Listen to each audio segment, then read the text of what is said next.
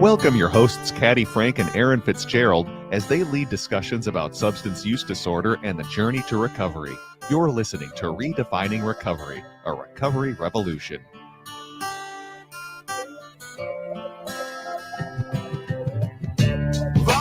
Well, here we are again, redefining recovery, a recovery revolution. A beautiful day in the neighborhood. Across from me is the ever-loving who? Sarah Kemp, like the ice cream. Like the ice cream. I know. Well, we are here redefining recovery, a recovery revolution. And before we get into our discussion, I want to say special thanks to our generous funders, including the Patrick and Amy Butler Foundation, Otto Bremer Trust, the Sauer Family Foundation, the Hardenberg Foundation. Yes, Hardenberg. Thank you. Along with other foundations, corporate individual contributors for making this incredible podcast available to the greater world. And a dream come true for Caddy. Certainly is. So, Sarah, let's start ma'am. off the way we always do, which is what's right with you today? That we had a 3-day weekend from work. Oh, That's really? what's right with me today, because I got to do nothing yesterday and it was lovely. Isn't it wonderful? Mhm. Yeah, it's just good when we get to have those long weekends. It is, and I love this fall weather. Kind of have to snuggle up in a little blanket. Like a blanket with the kitties. Yeah. So, Caddy, what's right with you today? What's right with me today? Well, let's see. I got a kitty that's going to be adopted. And Good. you know what?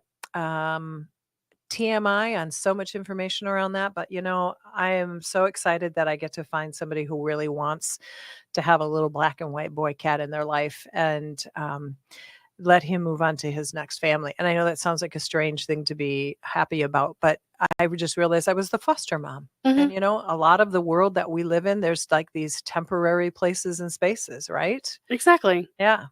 So Sarah and I were discussing what we might talk about this hour. And I had a very, very nice lunch with, I'll call this person my D. And what came out in our conversation, she's someone who does not struggle with a substance use disorder. And when she is listening to the show, or some of her peeps are listening to the show, and actually some peeps that I have that listen to the show, what comes out is that, what is this substance use disorder business? So Sarah, what's some of the things like maybe that you encountered with your parents when you were kind of back in the day? Give everybody just a quick synopsis of Sarah's story, because you were here a while back. I was. So a quick synopsis. My drug of choice was methamphetamine, and I used for about 5 years. But my parents thought I could just, if I went to treatment, I could just stop. Right? Imagine that. That's not how it worked for me. I needed to be ready Yep. on my own time, my own way, and that finally happened. Yeah. But I think that's the big misconception, is that if you have a substance use disorder, you go to treatment, then you're okay. Right. Yeah. Like bing, bang, boom. But that's not how it works. No. For some people it does, and that's great. Or Caddy, I know you've never gone to treatment and you were able to stop on your own, more or less. Well, I think we can More or less qualify that with Johnny Law sitting on Yes. one one shoulder on a corner. Hopefully Johnny Law. Well, he's might sitting on a He corner. might. Yeah. One sitting on a shoulder, but then also what I had messed up my own life with. Sure. But you're right. It was a different story from others. Yep. So I think just having that understanding that if you do struggle with substance use, it can be easy, air quotes, Yes. for some people. Easier. Let's put Easier. er. Yeah, I think that's the Easier. qualifier. But for some people, it just takes longer, or their journey just is an up and down roller coaster. It just depends on the person. Yeah. So when your parents were seeing you struggle and seeing you hurt, did they ever just sort of come to you and say, Sarah, why don't you just stop? Not that I remember, because I Okay. avoided them a lot.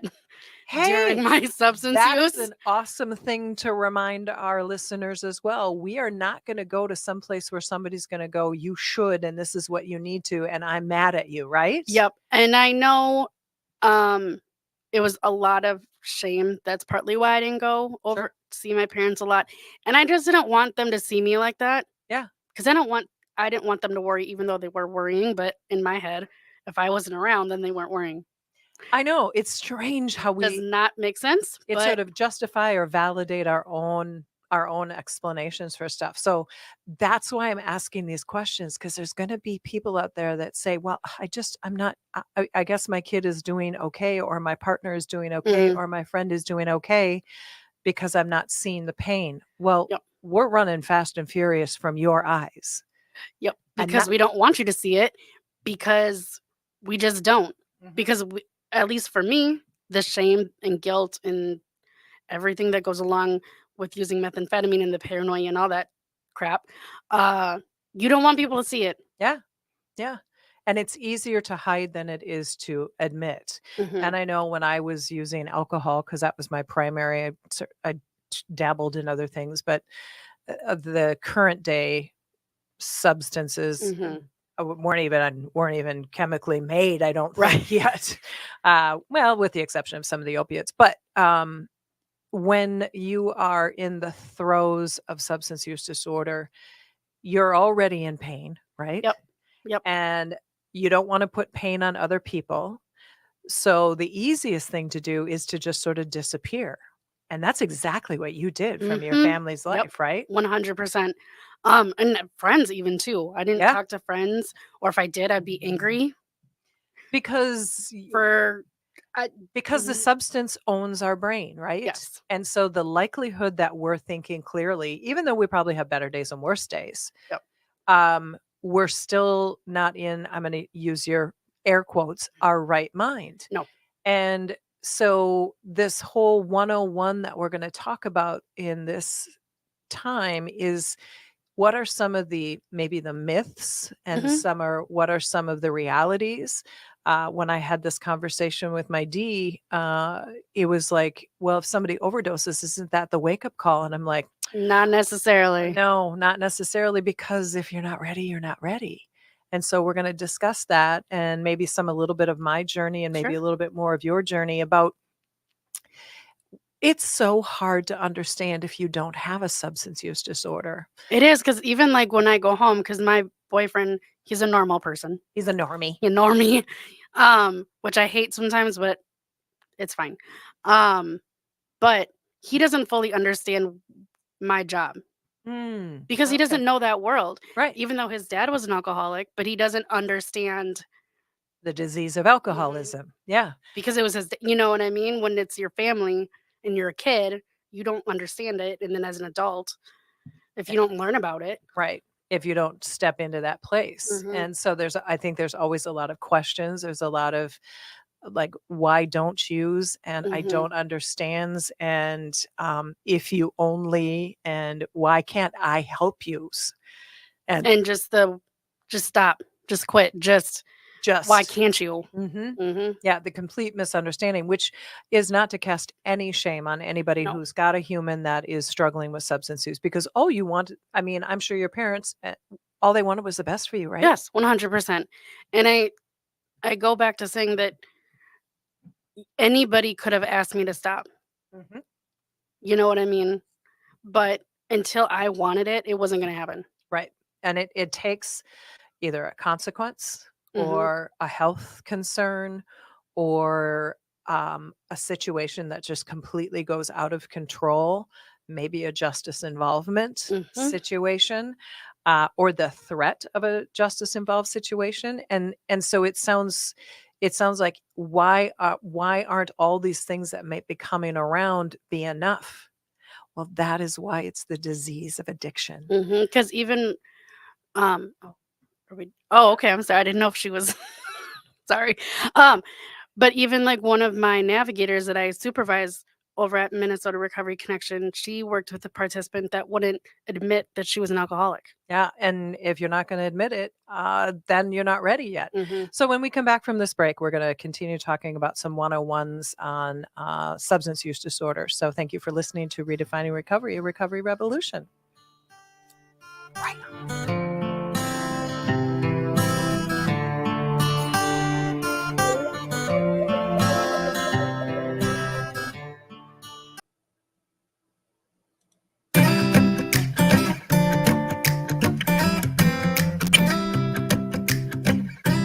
Well, we are back. Hi. Hi, Sarah. How are you? Good. Good. So if you haven't figured this out, Sarah and I work together at Minnesota Recovery Connection, and we chat all day long, Sure do. talk about all kinds of stuff all day long. Yes, Sure we do. Yes, we do. Yes. So there's always a good back and forth. But I think what I want to help people understand is that a couple of people have come into my life recently that have struggled. One is struggling with mental health issues as well as consumption of alcohol. Mm. And another young person had a very large alcohol issue and has just now admitted that. Oh, good. And yes, but then also has mental health concerns. And what I think is really important, and we've said before and we'll continue to say, and that is sometimes the mental health issue has a needing a numbing effect. So you use a Yep. chemical, right? Yep. Yeah, I did that with my anxiety. Tell me more. I don't think I knew it was anxiety until I stopped using. Right. Because I remember being very anxious over like the silliest things when I got in recovery. So I was masking anxiety Sure. and also just masking other emotions that I didn't know what they were Right. in the moment. But yeah, mental health, if you're struggling with it and you don't know how to name it or what it is, you'll want to numb it because you don't know what it is, and you don't want to feel it because you don't know what it is. Right. And then also the stigma around talking about mental health issues, Mhm. right? I think it's gotten a little bit better, but I think there's still that stigma out there anyway. Well, and I think what happens is many times in the classes that I teach and the people that you were just discussing with one of the navigators at Minnesota Recovery Connection, somebody just didn't admit. No, she didn't want to admit she was an alcoholic. Right. And you know what? I think an important thing that I just learned from this situation that I have been brought into, and that is the individual that is having the alcohol drinking issues does not want to be called an alcoholic. They can't take that term because it carries so much weight. I mean, I remember when I was in treatment the first time, and I said to somebody, I wish I was just an alcoholic. But the perception of a methamphetamine addict is different than an alcoholic. Yeah. I mean, So I was like, I wish I was just an alcoholic because the stigma that goes around it. yeah. So it makes sense. Yeah. And so if you think about it, this person, so we got to make sure that the person who's serving this person doesn't use that term, because what came around with this person is that they said, I have an alcohol abuse issue. And I'm like, okay. And I wanted to, of course, correct the individual. I'm sure you did. An a substance use disorder or alcohol use disorder, something like that, because that's the way I teach. But what I realized is that movement took place from I don't have a problem to I am admitting I have a problem, but I don't know the depths of it yet, even though the consequences have been building and building and building. But now this person is on a new journey because they realize they have anxiety and depression. So now this person is going to be hopefully taking some medications, started it. And what we got to remember, is it the egg or is it the chicken, or is it the chicken or the egg? Who really knows, honestly? Yeah. But they just absolutely lay on top of one another. And I think what is super important for people to remember who have individuals that are struggling with substance use disorder is like, is there any family depression, right? Is there any issues that went on in the family that were really hard to take care of? Like you said, your boyfriend Eric had a father who was an alcoholic. What was the impact on Eric in that situation? He doesn't talk about it a whole lot. he doesn't talk about his child. I mean, I know bits and pieces, but he doesn't talk about it a whole lot. And I can also tell that um, emotions for him are not Not a strong suit, not a maybe? strong suit, which is fine because I can have the emotions for the both of us, and that's totally fine with me. But he has a hard time sharing Mhm. his emotions because I'm guessing shut them off at a Yep. young age Yep. and just never turned them back on. Went to therapy, did the things that. Can be helpful. Yep. Yeah. Yep. But this is a perfect example of an individual who luckily did not take on a substance use Yep. disorder. But imagine if he had the genetic Yeah. component to, Yep. and so all of a sudden another person starts using alcohol or using drugs because they were impacted by somebody who was in the family. And so if you've got a lineage of this stuff, and Mhm. then all of a sudden you've got a son, a daughter, a partner, a cousin, a great niece or nephew, or even grandparent, Yeah, it doesn't matter where in the family lineage, as long as it's there. it can be what has triggered somebody to have an issue. And so Yep. what we have to do is we have to say it's not necessarily that person's fault, Mm-mm. and it's not, neither is it the person that might have struggled with But it an issue. explains it a little bit. Yeah, it gives it some legs because sometimes people are so mystified. Mhm. And I know my D, she didn't understand my drinking issues. Well, turns out, my mother passed away from struggles with alcohol and mental illness. And then the bio dad died of alcohol complications. And I'm sure there was some mental health issues. So Hello. go to show that I'm going to probably be a product. And then the father that I knew all of my life, and that's a whole nother story, folks. Can't remember if they've even talked about that one. Probably not. Probably not. But the father that I knew all my life had an alcohol issue. So it surrounded me, but I still didn't want to admit I had a problem No, because, because why would you want to admit that? yeah. And so it's when somebody is struggling, the first question or the first thing to say is, I love you. Hmm. And to say to somebody, well, why can't you just stop? It Wrong doesn't. thing to say. Wrong In my thing to- in my opinion. Yeah. Or can you tell me why you can't stop? Totally Yes. different way of approaching that. Yes. And I think too, then that opens up the conversation more. Potentially. Potentially, maybe not. I don't know, but it has the potential to have an open conversation, an honest conversation, and not just shut it down. Right. So one of the other questions that came up was when somebody overdoses. Mhm. So once you overdose, I mean, shouldn't that be like the like lightning bolt to your head that you're back from the dead? Why aren't you stopping? Not necessarily. Have you ever known somebody to come back from an overdose? Not personally, Hmm. but just from what I know of just being in recovery and being in that more or less lifestyle for 5 years, um, you can have things happen to you, good, bad, whatever, but if you're not ready to stop on your own, it doesn't matter. Hmm. At least in my opinion, it doesn't matter. You could be arrested 50 times Hmm. and if you still don't stop, that means you're just not ready. Right.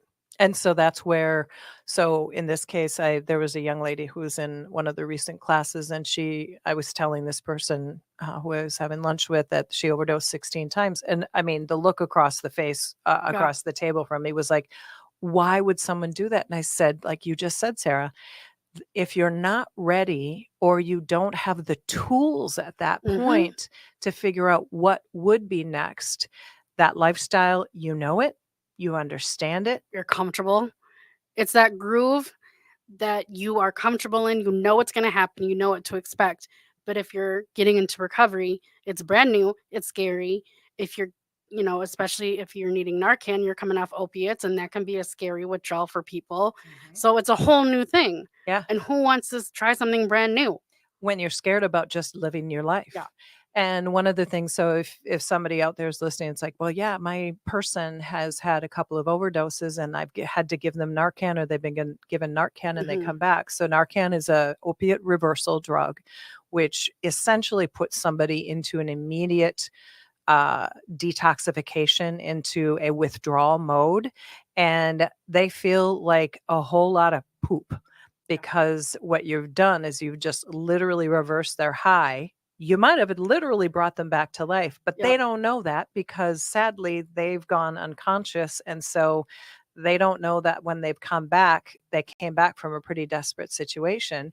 Right. And that isn't necessarily what they wanted to have happen. No. And then they might be mad at you because you brought them out of their high, Right. more or less. Yeah. And so sometimes people get really mad Yeah. and they just pop up and they walk away and they're like, what the heck did you do to me? I was doing just fine. When in fact, you You know, weren't, you weren't. but they think they were because they wanted to be that high. Yeah, because they don't want to deal with the pain or the hurt or the reality that they might have to walk back into if they don't have that high. And I think too, it's also important to remember that if you are experiencing opioid use disorder, that sounds real clinical right there, but you also get physically dependent on it. Mhm. And so you may overdose and you're thinking, why isn't that the light bulb that goes off in your head? Because they're physically addicted to it. Mhm. And so the body withdrawal is probably what's keeping them using because they don't want to feel that pain. They don't want to go through all the Horrible symptoms of opiate withdrawal. So that's also plays a role in why people continue to use even if they've been Narcaned. Yeah. And I think that's a really important component when people are struggling with opiate use disorder. And we're not just talking about the people on the street smoking fentanyl. We're talking No. about the people who are taking it in their bathrooms every morning. That are getting it from their doctors. Yep. And or somebody who is utilizing it in a abusive way, Mhm. but they are not aware that it is abusive because what's happened is that the dependence on it, it's not something that you just use once and it's going to get better. You have to you use it and then you build up a tolerance and a tolerance. Just like me as a person who drank all the time, Mhm. I could drink, I'd line up a bunch of beers on the bar and it took a few more than it took before for Sure. me to get to the place where I could just not feel. Yep. And I imagine that would happen with methamphetamine It sure as did. well. Yes, Yeah. it did.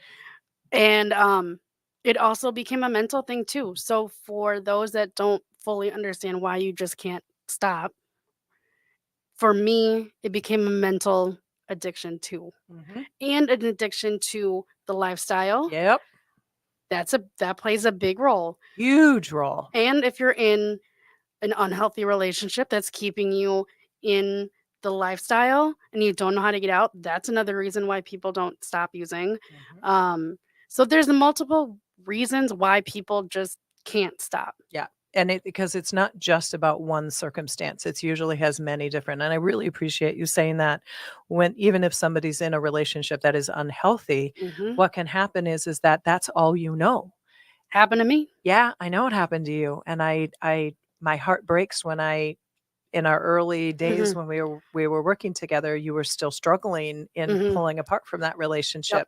And I would just look at her like, why don't you just leave him? Because I was saying the same darn tootin' thing that people would say to you. And I'm like, Yep. Caddy, shut up. No, and the thing is too, like because I still loved him, I still cared about him. I needed to make sure he was like all these things that were still like codependent behavior. Mhm. And then I finally You cut the cord. cut the cord and I'm very in a much better place now. But it's that needing to make sure. And also needing to be needed and needing Yes. to take care of somebody else. So codependency can really play a huge part because you find a partner, Mhm. regardless of the health and the best part of it, Yep. that works for you. Yes. You know, I had a bunch of friends back in the day that got my alcohol need, Yeah. and I could call them up and they're right there with me. The other group of friends kind of wanted to be around, but then they would make their exit because they When it didn't got want to too see crazy. that other side of me. Because when I would black out, I wouldn't necessarily be mean or anything, but I didn't know what I was doing. And so it became very hard on the friends that knew me the best. Because it's a lot to deal with. Oh, it's a lot to deal with because you just don't know what's going to happen. And then you're not going to remember what happened. And then Oh, it's just a vicious, vicious circle. So that's the other thing to think about when people who are struggling with alcohol use specifically, and that is, I was a blackout drunk. And I say that because that's what I was for a very long time. And so a person who's not understanding why a person drinks, and if the person that they're concerned about is somebody who's a blackout drinker, Mhm. they don't know a lot of what happened. And so you can say, why did you, and you They're like, shouldn't. huh?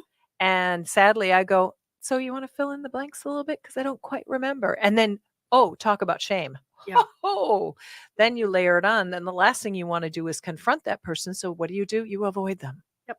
And then you drink to forget that You want to avoid, I mean, it is a vicious circle, friends. It's a vicious it is. circle. And until, like I said earlier, until they're ready and they are open to hearing what the tools are to get out of it, most likely it's not going to happen.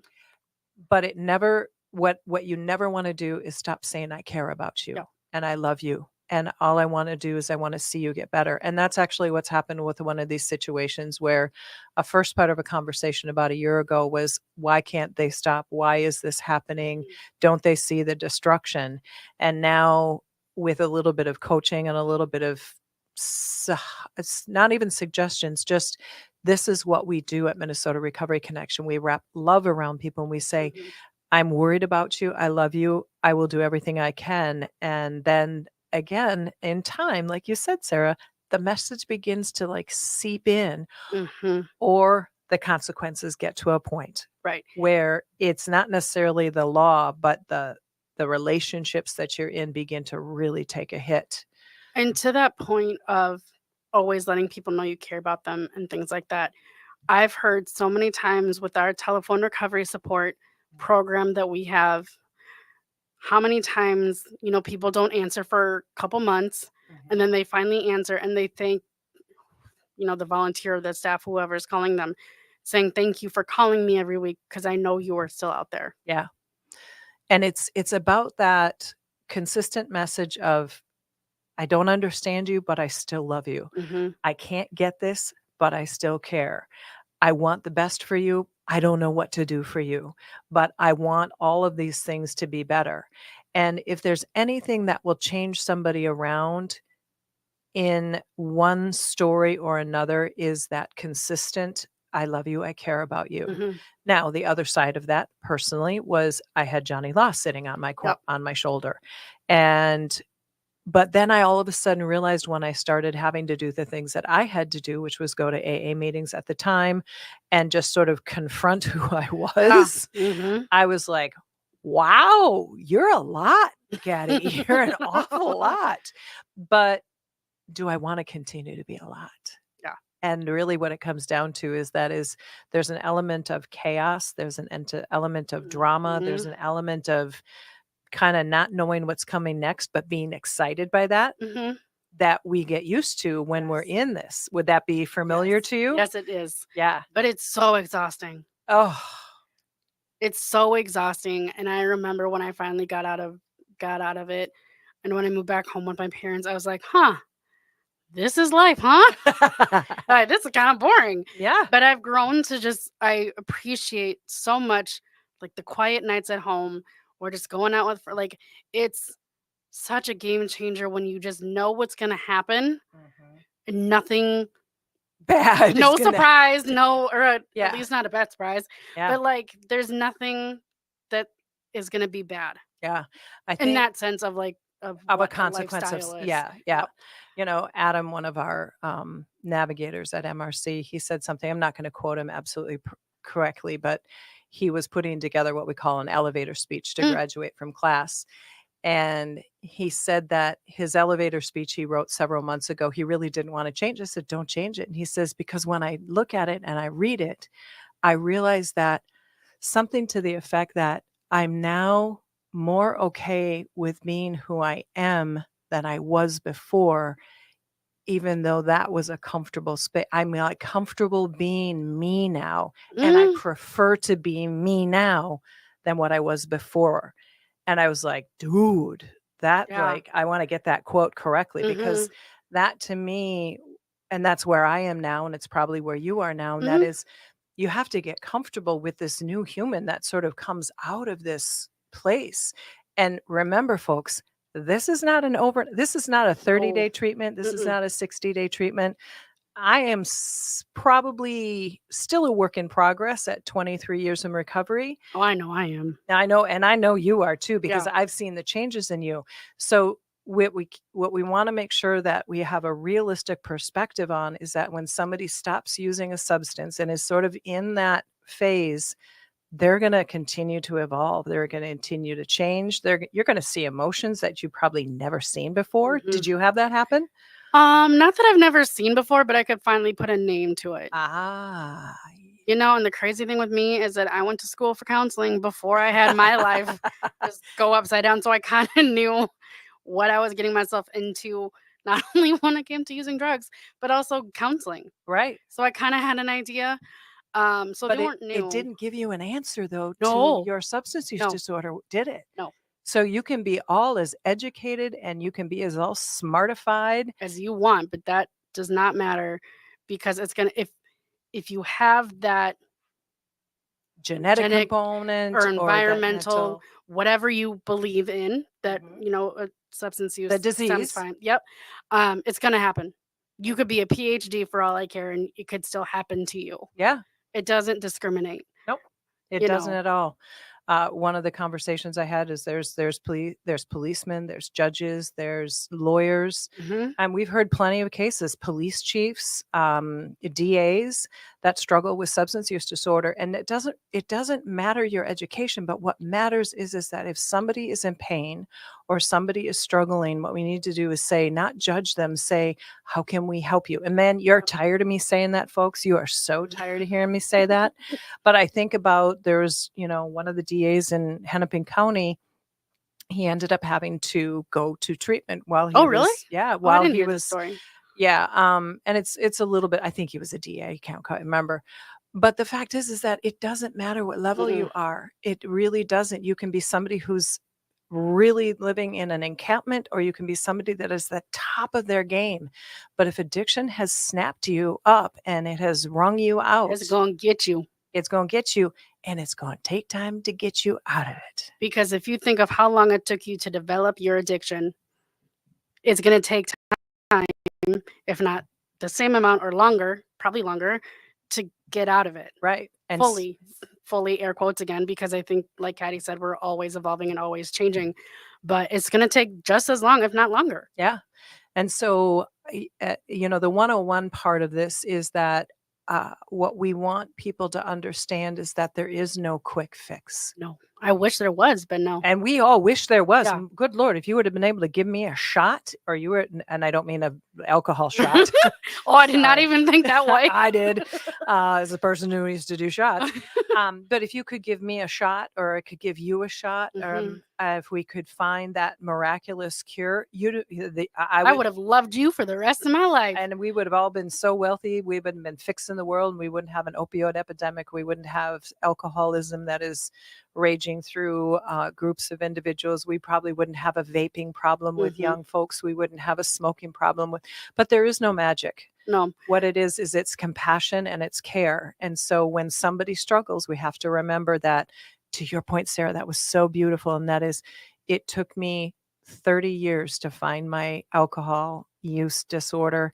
And it's now taken me 20 some years to go, I don't need that no more. But it took a while to get there. Mhm. I didn't have, luckily, I'm one of those people, I didn't have the urge to drink after I found my recovery, but it was the threat of the things, of the consequences. Of what could happen if you Yeah. do.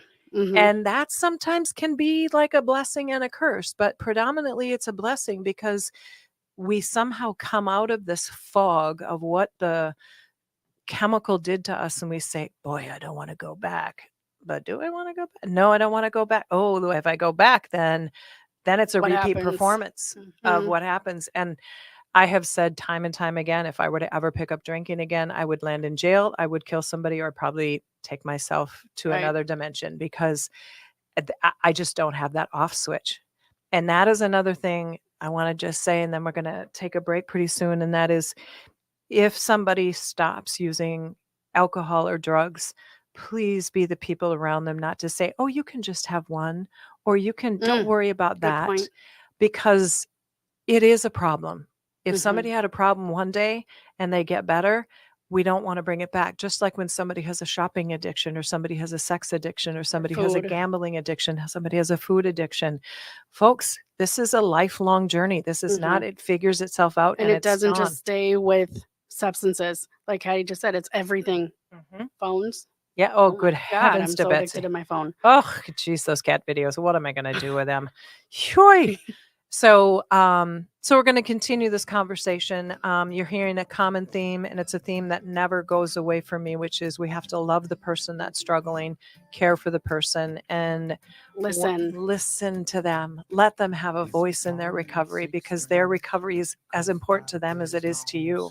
So we'll be back, redefining recovery, a recovery revolution, with Sarah Kemp, like the ice cream, and Caddy Frank. Thank you. One thing that I've learned through this year of being alone, I can feel it in my bones more than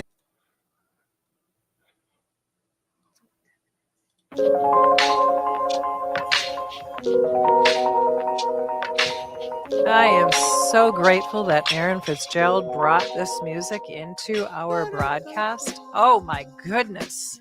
Redefining Recovery, a Recovery Revolution. We are back with Caddy and Sarah. Yes, we are. Woohoo! Yay. So one of the things we were just sort of chit-chatting about was when we find our recovery. What did you just say to me, Sarah? I have gotten, it took me a long time to get here, but I'm thankful for my addiction, substance use disorder, and recovery. At first, I hated it. I didn't like myself for things I did during my active use and things like that. But I finally have gotten to a point where it helped me get to where I am now. It helped form the more adult version of me than I was before, because I'm healthier now, because I had to take the steps to be healthy. Had to look at all those different components. And before, I mean, I went to therapy as a kid and things like that, but it wasn't the same, because I don't think I was, when you're young, you don't always think about it in like the grander scheme of things. But as an adult, having to go through that again, it made me a better person. Right. Going through it again, you mean as an adult, and counseling, treatment, that kind of thing. Yeah. But going through the stuff, the mental health stuff. Yeah. Specifically. I think it's, I can't say it enough that I don't want anybody to think that everybody who has an addiction has a mental health issue. But let me tell you, it is very common, and it can be as simple as and as complex as, like you were saying earlier, anxiety. If you're a person that struggles with anxiety, that can be just enough to, let's go get stoned to take the edge off. Let's have a cocktail to take the edge off. Or somebody who has a lot of trauma or drama in their life. So there's that trauma response to trying to make the pain go away. So you use a substance, or you are someone who just has a really complex life. You maybe have a marriage, or you have a relationship that's really tough. Don't know how to get out of it, and so you use something that just makes you want to say, okay, this just makes it easier. So there's so many different ways that people can begin to use something as sort of like that little buffer.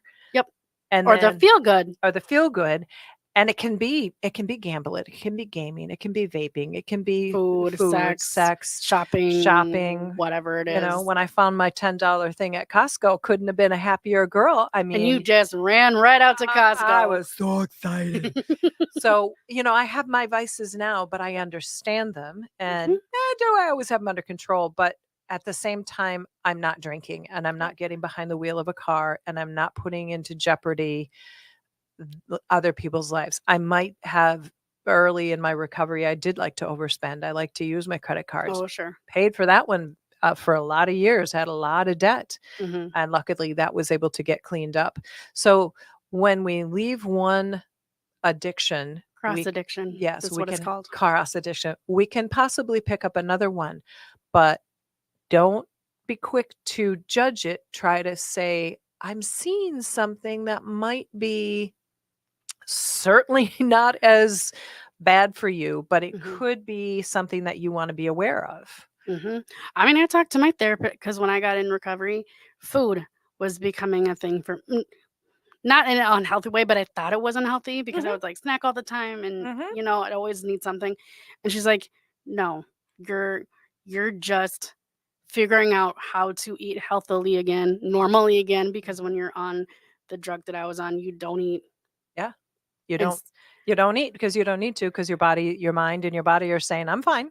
yep. Just get me more of that good stuff." Yes, exactly. So she's like, "You're just learning how to eat again." Yeah, and I think that's a really important part. So you were learning how to eat again, and what you were doing is you were replacing the dopamine that the drug had been feeding your brain, and so you were eating and you were loving what you were I eating. yeah, I did.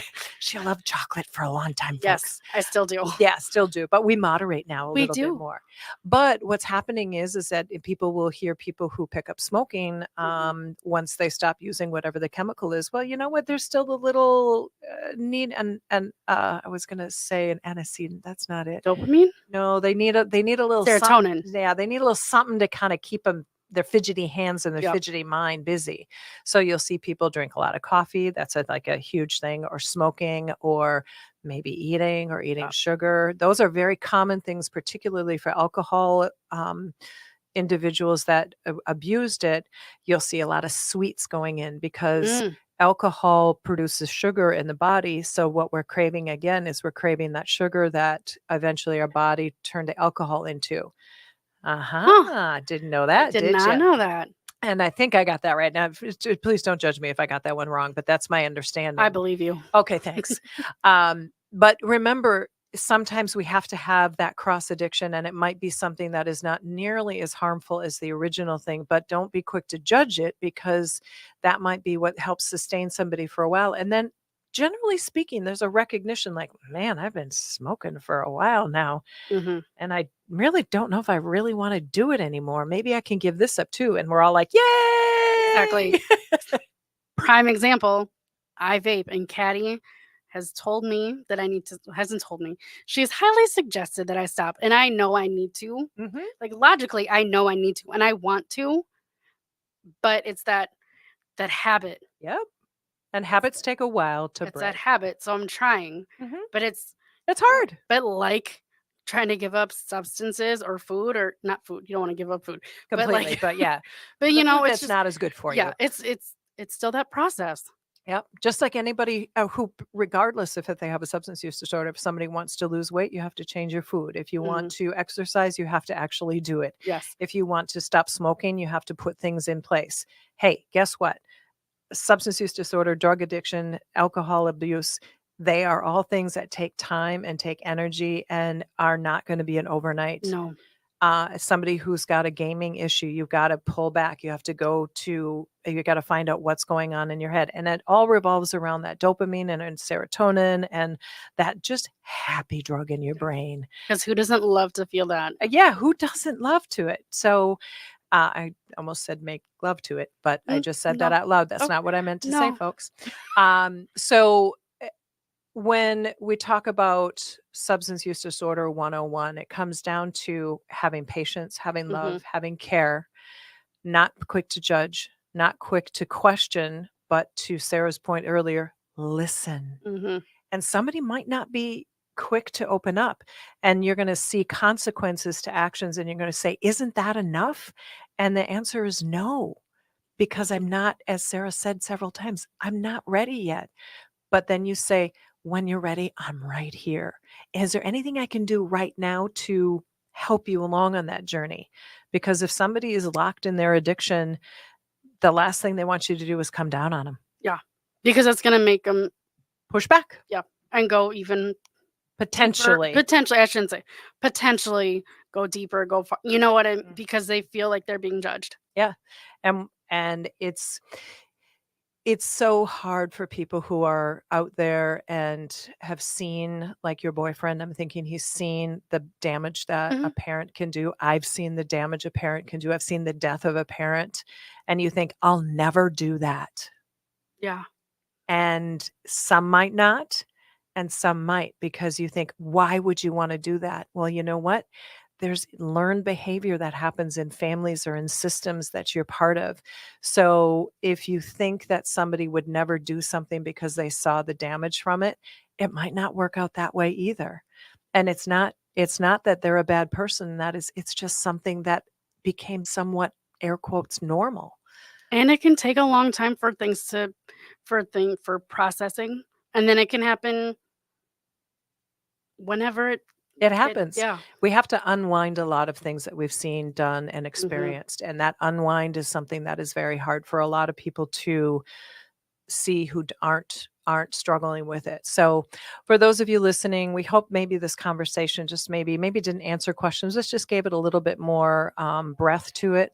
We really appreciate you listening to Redefining Recovery Revolution. Sarah, Thanks for having me today. I adore you. I adore you too. So I want to say thank you to everybody for joining this wonderful journey that we get to be on. Become a donor, become a monthly donor, become a volunteer, become an annual donor, become something with Minnesota Recovery Connection. We have so many services that can help you. So thank you for listening. MinnesotaRecovery.org. You can get more information. Thank you. Bye.